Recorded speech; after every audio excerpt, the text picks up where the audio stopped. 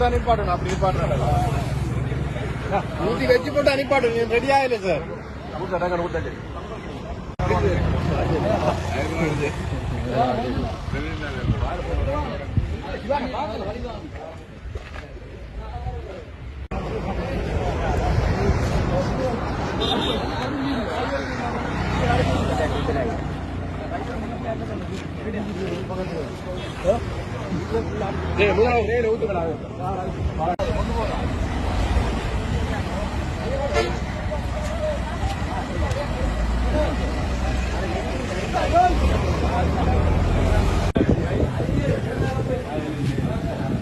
எடுங்க எடுங்க எடுங்க.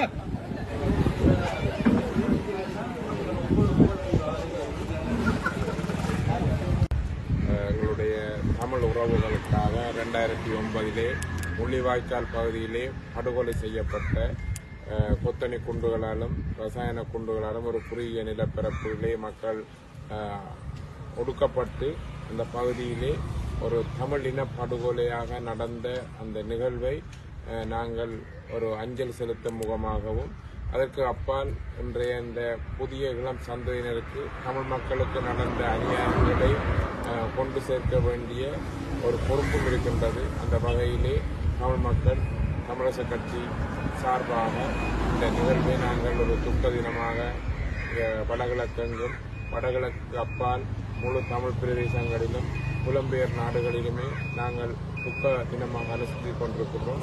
அந்த வகையிலே இன்று இந்த பிரதேசத்திலே நாங்கள் இந்த துக்க தினத்தை முள்ளிவாய்க்கால் நினைவு நாள் படுகொலையை அனுஷ்டிப்பதற்கு ஏற்பாடு செய்திருக்கின்றோம். இதில் சகல மக்களும் பங்கு கொண்டு துக்கத்தை அனுஷ்டிப்பதோடு அந்த நிகழ்விலே இறந்து போன எமது உறவுகளுக்காக அஞ்சலியை செலுத்திக் கொண்டு எதிர்காலத்தில் இவ்வாறான அடக்குமுறைகள் நடைபெறாதிருக்க நடந்த அநியாயங்களுக்காக ஒரு நீதி வேண்டி எங்களுடைய இந்த போராட்டம் தொடர்ந்து இடம்பெறும்.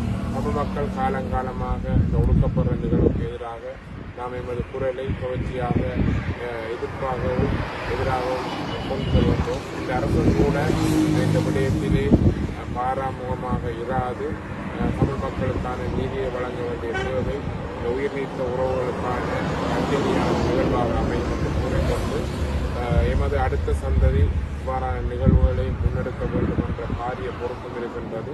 அதனோடு அந்த உயிர் நீத்த உறவுகள் ஆத்மசாந்தி அடைய இறைவனையும் பிரார்த்திக்கின்றேன். நான்